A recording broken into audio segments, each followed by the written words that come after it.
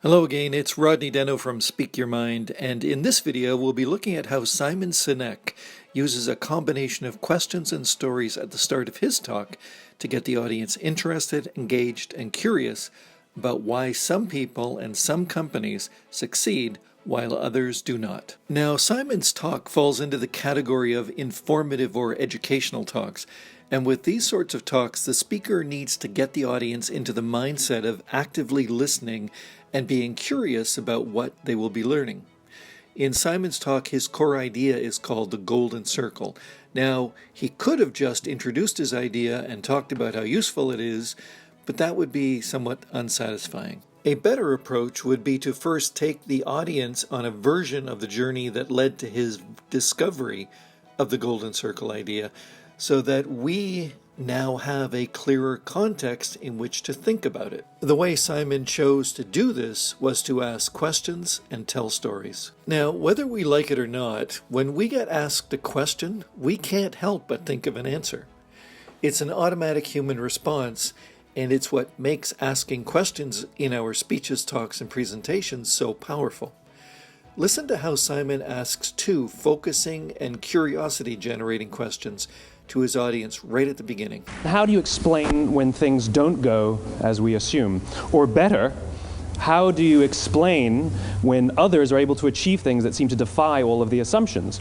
Did you notice what he did? He asked the same question twice, first in a very general way and then in a more specific way, and he started both questions off with the same 5 words.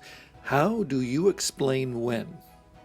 By asking the question twice and in 2 different ways, he gives the audience more time to think, and it's a superbly effective way to get the audience interested, engaged, and curious about what the speaker's answer will be. And now that Simon has the audience curious and interested to know what the answer to the question is, he wastes no time in providing a broader context in his lead-up to the answer.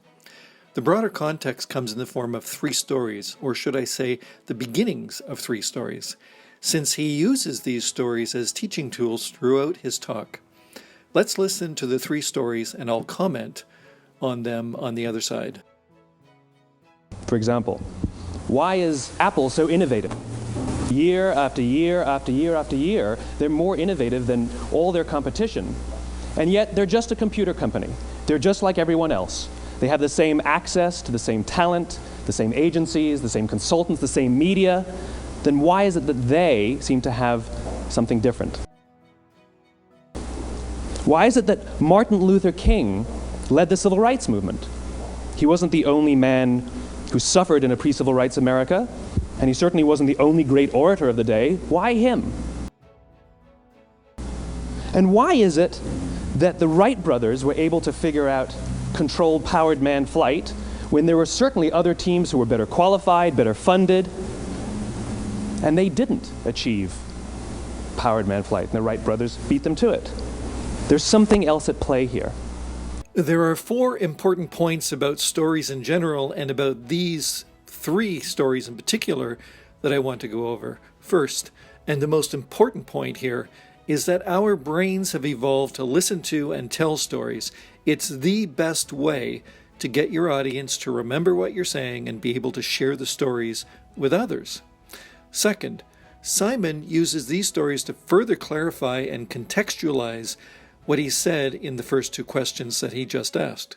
Third, he uses well-known historical or contemporary stories that most people in the audience will be familiar with.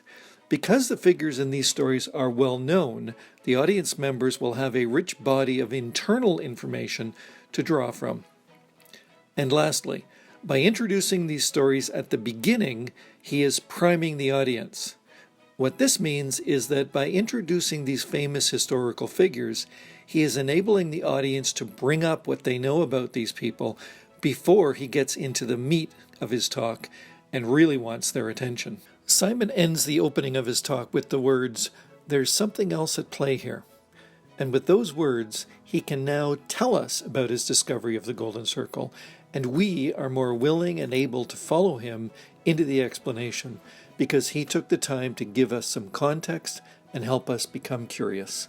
And if you're curious about how you can get more videos like this one, then click the subscribe button and the bell icon, and then I can see you in the next video. Thanks for watching.